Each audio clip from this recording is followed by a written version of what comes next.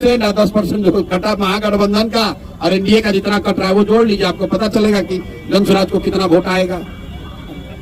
हमने आपको कहा कि हमको गाली देने के नजरिए से बहुत लोगों ने कहा ये वोट कटवा पार्टी है। हम कहते हैं हम ये हमारा मेडल है, हम वोट कटवा पार्टी है, दोनों का इतना काटेंगे कि दोनों कट के साफ।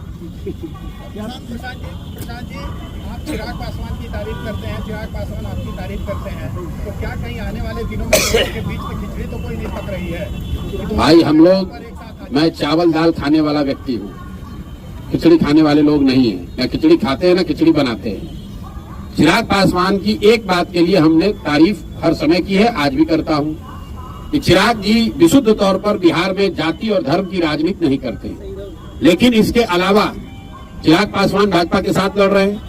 हमने कहा कि वो बिहार से राजनीति करते हैं, बिहार की राजनीति नहीं करते हैं। बिहार की बात करते हैं लेकिन बिहार की बात के लिए खड़े नहीं होते हैं। और अभी वो एनडीए में चुनाव लड़ेंगे तो हमारे आमने सामने चुनाव होगा।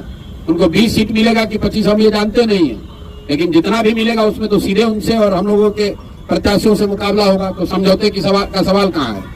इस बार 20 मंत्रियों को चिट्ठा खोलने वाले हैं प्रशांत किशोर, लोग उम्मीद से देख रहे हैं। यार लोग चुनाव देख रहे हैं कि चिट्ठा खोलना देख रहे हैं? चिट्ठा खोला अब देखिए प्रशांत किशोर की जनसुराज की ताकत। चुनाव से ज्यादा इस बात के लोगों को चिंता है कि प्रशांत किशोर किसका चिट्ठा खोलने वाले हैं। जो सबसे बड़े चोर है उनका चिट्ठा फिर खोला जाएगा। आप लोग भी कुछ खबर है तो दे दीजिए, आपका भी शामिल कर लेंगे उसी में। माननीय सांसद पप्पू यादव बताया कि प्रशांत किशोर सबसे बड़े जातिवादी नेता है। सब व्यक्ति के जवाब देना जरूरी नहीं।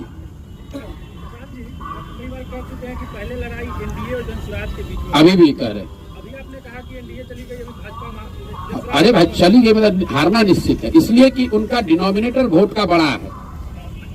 महागठबंधन जो है उसका टोटल वोट का टारगेट ही 30-35% है।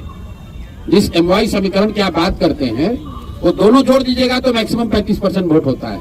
बाकी 65% मोर और लेस एनडीए के साथ पिछले 20 साल में रहा है। तो निश्चित तौर पर मुकाबला एनडीए से है।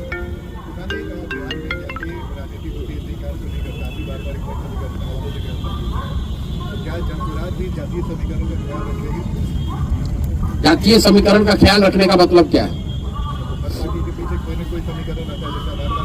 हम लोगों ने समीकरण दिया है कि जो आधे हिंदू भाजपा के खिलाफ एनडीए के खिलाफ वोट कर रहे हैं, उन आधे हिंदुओं के साथ 20% जो मुसलमान हैं, उनका जो समीकरण है सामाजिक राजनीतिक गठजोड़ है, वही जनसुराज का आधार है।